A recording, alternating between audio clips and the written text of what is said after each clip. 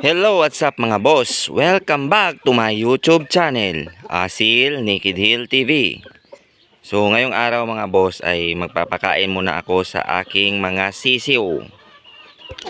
At ito nga pala yung pinapakain natin sa ating mga sisiw mga boss. Saglit lang at nagbibigay ako ng patuka sa kanila mga bossing. At yun na nga mga boss, oh. Sa nakikita nyo, gutom na sila. Ayun, oh. Oh. Yun, oh. Hindi na natin malinis itong pakakainan nila.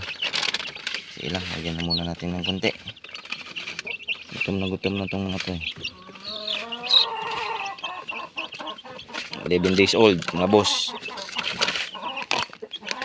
Yun, oh. Ganyan na sila kalalaki, mga bossing. At magtitimpla naman tayo ngayon ng Vitamin Pro sa kanilang painuman mga boss. Saglit lang at kukunin natin ang kanilang painuman. Yun. Saglit lang mga boss at magtitimpla muna tayo. At ito na nga mga boss at nakapaghanda na tayong tubig dito sa kanilang painuman. Ngayon maglalagay tayo ng Vitamin Pro. Tansyahan lang yan mga boss. Tapos lalagyan na rin natin ng Selectrogen Plus mga boss. Dagdag sa kanilang painuman. Dagdag vitamins mga boss. Anigas na. Yun. Tapos imimix lang natin to mga boss. Saglit lang imimix ko ng maayos. So ganyan na mga boss. Na-mix na natin ng maayos. Takpan muna natin at bigay sa kanila. At ito na nga mga boss. At nakahanda na ang kanilang tubig na may Selectrogen tsaka Vitamin Pro. Ngayon ilalagay naman natin dito sa loob. Saglit lang mga boss. Yun. Yun oh. Oh yun. At uminom na rin sila mga boss. Gutom na rin sila. Tapos uhaw na uhaw. So ganun lang kasimple mga boss. At ganun lang kadali. Basta panatilihin lang natin na may vitamins at nakakakain ng maayos ang ating mga alaga. Lalaki ito sila ng malusog at masigla. Siyempre kailangan din natin ng malinis minsan bossing. Kaso ngayon hindi ko nalinis yung kanilang patukaan dahil nag-video nga ako mga boss. So update ko na rin kayo dito sa breeding ko mga boss. Dito sa inbreed natin na pure asil. Ito nga sila, yung mag-ama.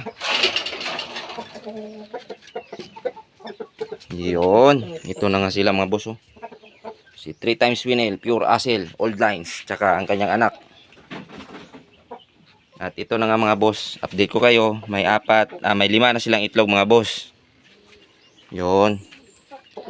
At yung ginagawa ko pala dito mga boss, ay wala silang tubig, magtitimpla pa ako ng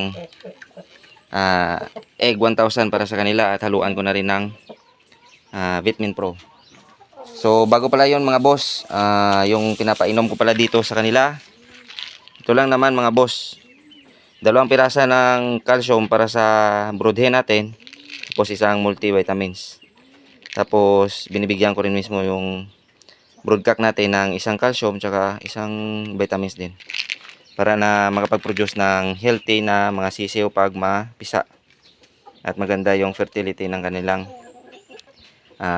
itlog o maganda yung similya ng kanilang itlog. So ganun lang mga boss, at i-update ko na rin kayo dito sa burmis natin na yan mga boss. Yun, yung burmis natin na yan na hen.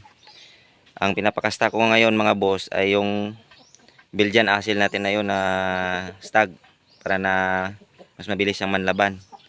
Ngayon nag-itlog na yan at ipapakita ko sa inyo mga boss. Yun mga boss, at may 4 na siyang itlog. Ganun pa rin yung ginagawa ko mga boss. Pinapainom ko pa rin siya ng calcium. Tapos multivitamins yung ginagawa ko para sa mas maganda yung fertility at maganda yung shell ng kanilang mga itlog. So pero pinapakawalan ko lang to mga boss para na makakain ng mga nutrients na nanggaling dito sa surroundings. So hanggang dito na lang mga boss. Lagi natin tatandaan na ang Sabong Sports lamang, huwag tayong magpakalulong sa sugal at lagi nating unahin ang ating pamilya. Maraming salamat and God bless ating lahat.